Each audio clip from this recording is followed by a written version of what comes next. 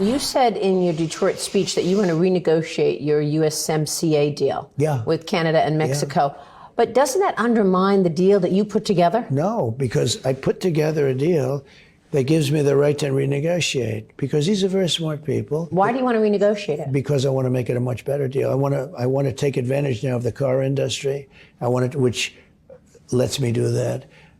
So I put a clause in. The hardest clause I had with them was, I want to be able to see how it's working, and I want to renegotiate. No way, we want to, I said, that's the way it is. Either you do that, or I'm not going to make a deal, and I don't mind. I didn't mind not making a deal, by the way. The problem we had is NAFTA. We had to get rid of it. It had to get out. It was the worst deal. Do you know when they signed NAFTA many years ago, they made typos and they made mistakes in the agreement that normally you would just sit back and change the following day? Nobody went back to change it. And it was things like numbers, they put wrong numbers in. They didn't really put wrong. The other people made them put wrong numbers. They put wrong numbers in. And nobody changed it for 30 years.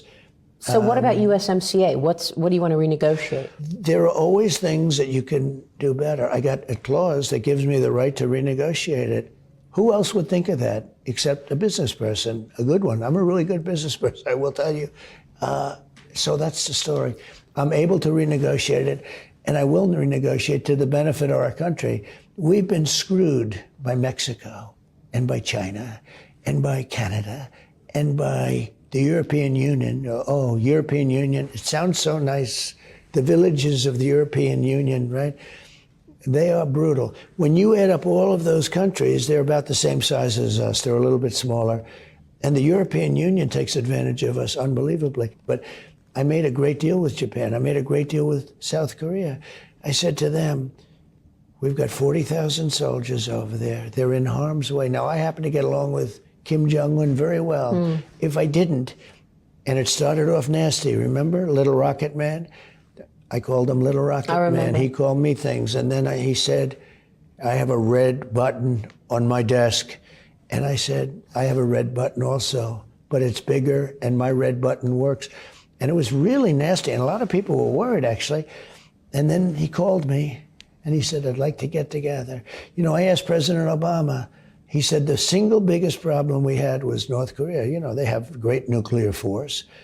And he said he thinks that's the biggest problem. I asked him, I said, what's the biggest problem? He said, North Korea. At our little meeting before, it's a ritual. You meet with the president, the new president coming in. I said, what's the biggest problem? He said, North Korea. He said, they were close to going to war, I think. Well, and we would have had a nuclear war with millions of people killed. And when I was in there, I got along great with Kim Jong-un. I got along great with Putin, despite the fake Russia hoax. Yeah. Well, you're talking about nuclear facilities now with regard to Israel. And, you said that you think that Israel should, in fact, hit Iran's nuclear facilities. Isn't this dangerous to be talking about impacting you don't want nuclear facilities? You can't let them have a nuclear weapon. Here's the story. When I left, Iran was broke. I said to China, you can't buy oil, and if you buy 1 barrel of oil, I'm not doing any business with you in the U.S. You're shut out. We're going to go cold turkey, which a lot of people say, let's do that anyway. And I said, in addition to that, anything that gets through is going to have 100% tariff. And Japan and others and China said, we'll pass. And Iran was doing almost zero business. And they were broke and ready to make a deal. Now they have $300 billion. He took all the sanctions off, and they're the ones that are sponsoring all the terror. He took all the sanctions off, took everything off. And it's too bad. I want them to be. Well, if you get back in, are you going to go back to maximum pressure on Iran? I can't tell you that, and I'll tell you why.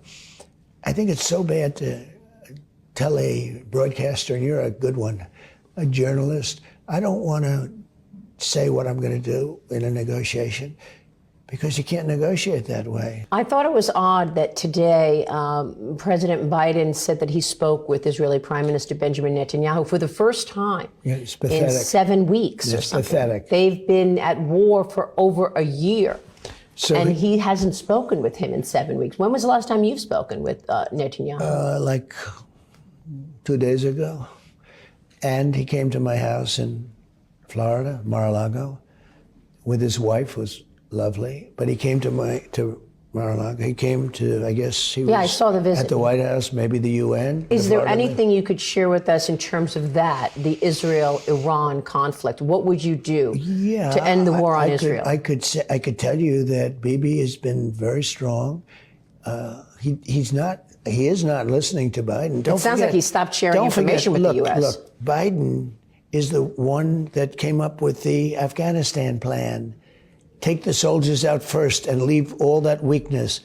Leave Bagram behind. Bagram's one of the biggest air bases in the world. We built it for billions and billions of dollars many years ago. It's 1 hour away from where China makes its nuclear weapons, and he gave it up. He's a fool. And we can't have another fool as a president. Biden is smarter than she is. We can't have this for another 4 years. We're not going to have a country left. Do you have a message for the people who are trying to come to America legally and they're still waiting? It's so sad. It's so sad. You have people that have been waiting for 11 and 12 years, and then you have other people that just walk through and everybody wants to give them amnesty. But the bigger problem is this: so many of those people are criminals. We're a laughingstock all over the world. They are opening up their jails, and they're opening up, they're taking MS-13s off the street. I took them out by the thousands. ICE. We love ICE. I love ICE. They fight. They know how to fight. They like to fight. But they love our country.